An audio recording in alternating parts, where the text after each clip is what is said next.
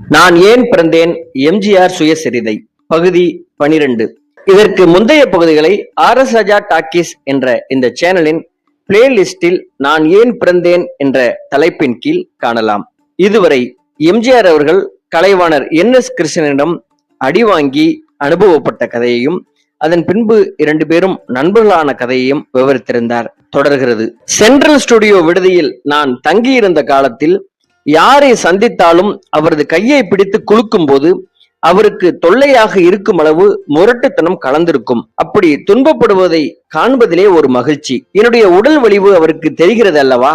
அதனால் நான் தான் முன்பே சொல்லி இருக்கிறேனே, என் காலிலே அணியும் மிதியடியின் சத்தம் எந்த அளவுக்கு கேட்கும் என்று. நல்ல வேளையாக ஒரே ஒரு பழக்கம் மட்டும் தெரிந்தோ தெரியாமலோ என்னை விட்டு பிரியாமல் என்னோடு இருந்து விட்டது.